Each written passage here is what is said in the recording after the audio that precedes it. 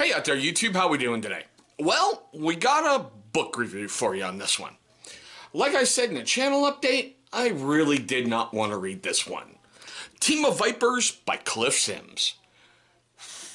Yeah, so stay tuned after we roll that intro. I'm going to tell you exactly what I thought about this one.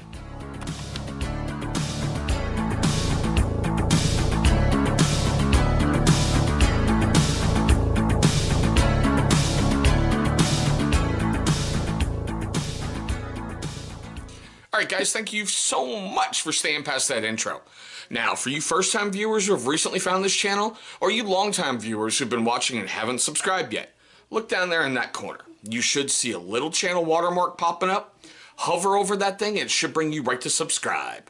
Knock it out the way early and it should make you feel better about yourself for the rest of the day. Sorry, tongue-tied, it's been a long night. So, I didn't want to do this book, alright, because I very rarely agree with Phil Mudd on CNN. When this book broke, he went point blank, it's a distraction, don't give it any effort, and this story will go away. I read this because I got it at a pretty good deal. I think I paid 20 bucks at Walmart. Not that bad for a first edition book. Alright, I had pretty much been done with political books because I'm like, they're all pretty much sounding the exact same way. I am the shining light in the administration. Everybody else is an idiot. If the president had only listened to me. That's kind of this book. CNN pegged it perfectly. He wants to be Alabama's version of Omarosa. Because honestly, it's exactly what it sounds like. What, baby? Oh, afternoon, my Pop-Tarts. I want goldfish. Okay, you go eat your Pop-Tarts. Yes, guys, the cuteness factor is with us today. So she may be making an appearance or two, so, you know, we're cool with that. Now, hey, can I film this? Yeah. All right, cool. Go eat your Pop-Tarts. All right, so from my understanding, Cliff Sims owned a political website called Yellowhammer. He got invited to come basically join the Trump administration. All right. He was there, and if I'm reading this correctly, shortly after Cora Lewandowski left, and basically when Steve Bannon was pulling all the behind-the-scenes stuff. He got hired, and it was his job to help shape the message. All right, I get that. It's an amazing opportunity to go out on the campaign trail and help the potential next president of the United States win. I'm so tired of reading crap about the babe in the woods and, you know, the little doe that dumped into the cobra's nest. Because that's what he's making himself out to be. And it's just, get over yourself, dude. Alright guys, camera took another dump. Look, he's making himself out to be this little virgin that got raped by the Washington Wolves. There's a couple points in there that we're going to discuss. Alright. The whole book itself is only roughly about 340 some odd pages. Alright, that's before the acknowledgments and everything else. 344. Okay? Right in the beginning, he fires a shot at Omarosa. Right in the beginning. He's talking about how, you know, the victory party's going on, everyone's flooding into the war room, and of course, Omarosa had to be right there, right in front of the camera. Right there, I should have known this is exactly how this book was going to go. I will tell you from reading Omarosa's book, Michael Wolff's book, and this book, all three of them have one thing in common. Dysfunction, dysfunction, dysfunction. All of them mention that. So I kind of have to look at that and go, okay, it's a prevailing trend. Well, that's no huge surprise if you watch the news. So many puzzles that you can pick from. I know. Go play them. Go put them together. I already did. Well, then do them again. All right. He does have color photos in here. All right.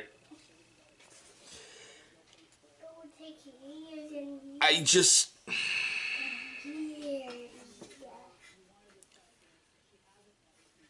if what he's saying is true in this book, and I'm sorry, it doesn't really track with other books, and I know everybody tells it from their own point of view, what in the hell's been happening in 1600 Penn the last 2 years?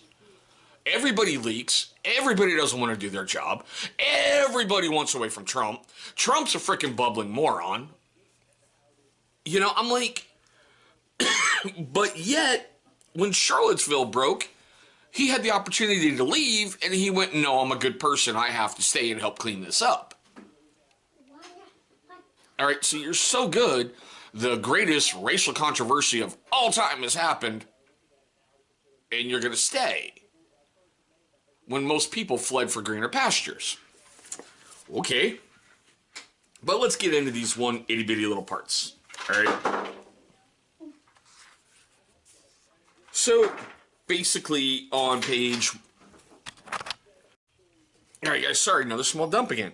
Basically, on page 181, he's talking about how the, basically, Congressional Black Caucus showed up at the White House to meet Trump. And he's like, oh, of course, Omarosa had to be there because it was something with the black community. I'm like, dude, do you know what an asshat you're sounding like right now? I mean, seriously. So, at the bottom of 181, he basically brings it up. One of the White House press aides poked her head in and told me the press was ready for them outside. He goes, all right, you guys ready to go out, he asked, after a few White House staffers were standing alongside me along with Omarosa. And one of the CBC members said, actually, would it be possible for us to have a few moments in private before we go out? And I get it. They wanted to talk. They wanted to get whatever they wanted to say together. They wanted to have their message together. And I'm going to read it right there, word for word. Privacy, she exclaimed, you know, being Omarosa. You think you can come up at our house and demand effing privacy? Oh, hell no. You must be out your damn mind. Right there. So how did that not leak? So here's Omarosa dressing down the Congressional Black Caucus. But that didn't leak. But everything else from the White House leaks. But that didn't. Spare me on that, all right? If that actually happened, Omarosa should have been gone. If that happened. Yeah. Okay. And it's down a couple more paragraphs. And it says point blank right here. We're the ones in effing power now, she said as I walked towards her. They gotta learn to deal with it.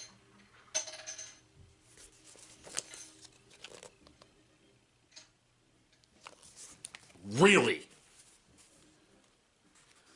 That one upsets me just reading it.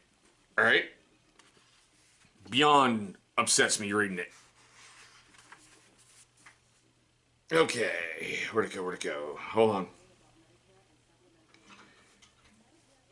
Okay, so they're even talking about on page 269.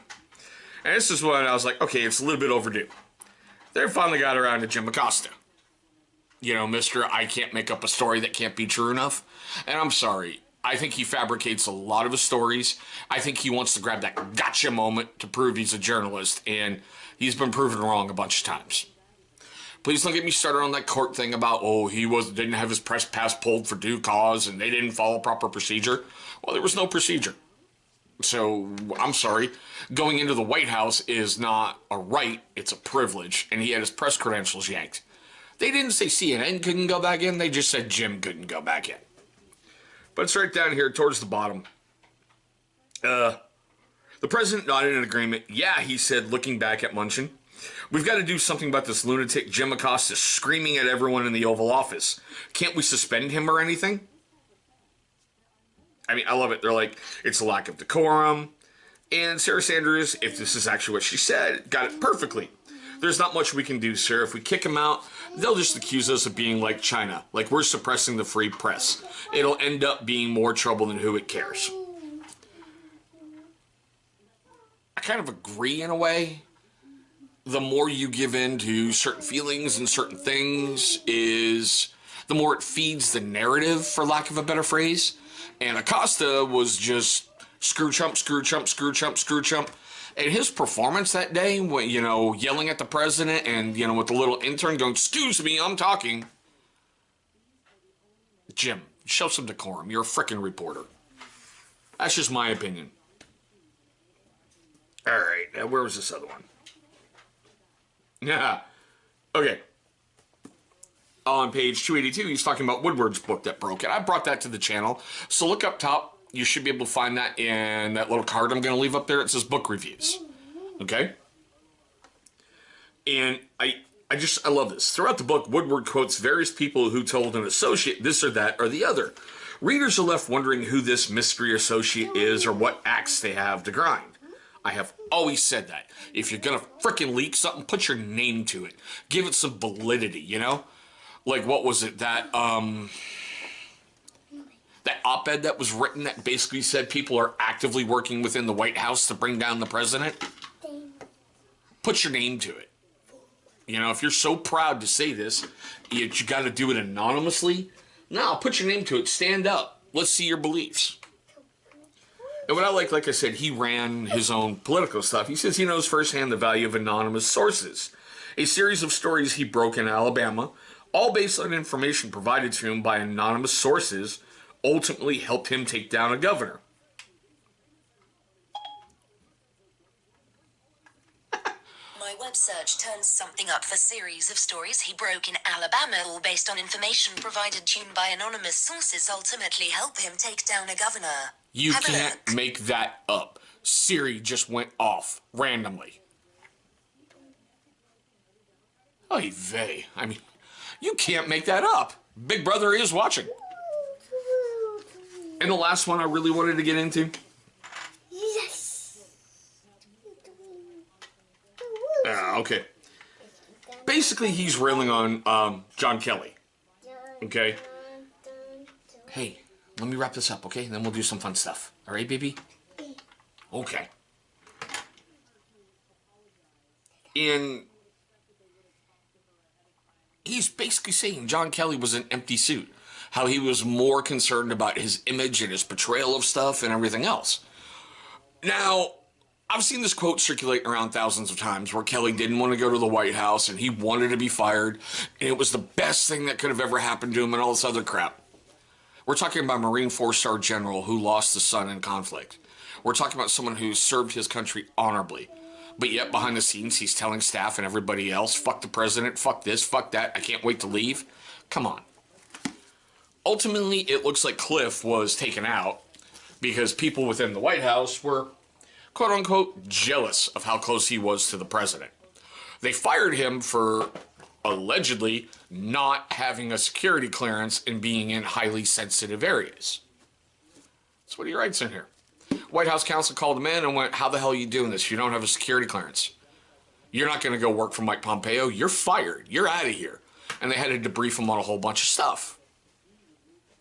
And I love how he sits and he goes, well, that's how they've taken out everybody else they want to get rid of. They sit and they go, oh, irregularities in your background check.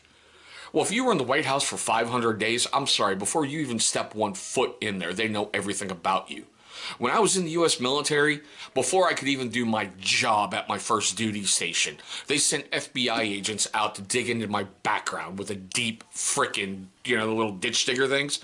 Yeah, they put one of them backhoes to work and they put them little frickin' auger bits and going right into the ground to find out everything they could about me. But yet, no one did a background check on this guy? None?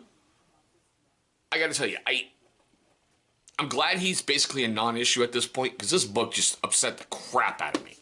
Not to the level, I should say, actually better than Omarosa's book. I'll freely admit it. Not to the level of like Michael Wolff, but greater than Omarosa's book. At least Omarosa, I knew going into it that from everything I've seen about her, she was self-serving for herself. This guy, come on. You know, I mean, his great breaking thing was the president's body man wouldn't let him go to the, you know, the Alabama thing at the White House and have a football sign to give to the Alabama governor. You know, supposedly he made such a big hubbubalub and everything else. I'm like, and none of that leaked? But I'm done with this. Look, I don't recommend it. I give it like a half-star rating, if you can even do that, or like an 1/8 of a star rating. It's just, him trying to paint himself as some huge victim. And he's not.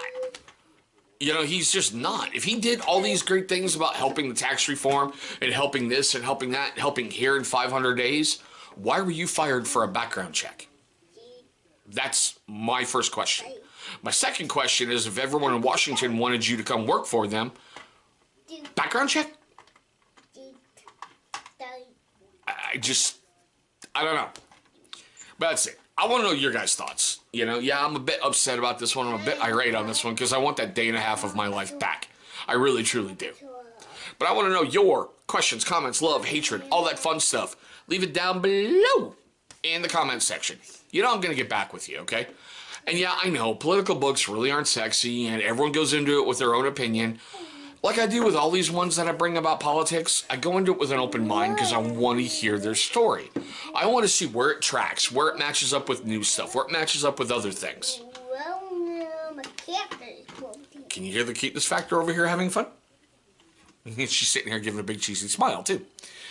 But with all that being said, man, if you're a first-time viewer of my channel, you picked a weird one, okay? Thank you for watching this video. I mean, seriously, thank you from the bottom of my heart. It means the world to me. Now, for you first-time viewers and you long-time viewers who did not do it at the beginning of the video, here is your second chance at redemption. I think it's going to be in that corner. There's going to be a big channel symbol popping up. Please go ahead and click on that. It's going to bring you right to subscribe.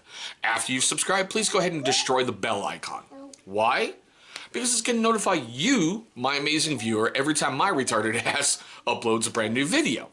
Now, speaking of videos, two are going to be popping up probably on that side of the screen.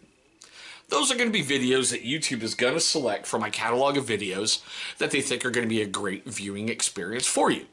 Sorry about the weird phone stuff, guys. I still can't believe Siri just went off randomly. Glad I caught it on video because that is just strange. Poop in the party. Awesome. We'll get you up there. All right, guys. There we go. My look at, Team of Vipers by Cliff Sims. Read it at your own peril.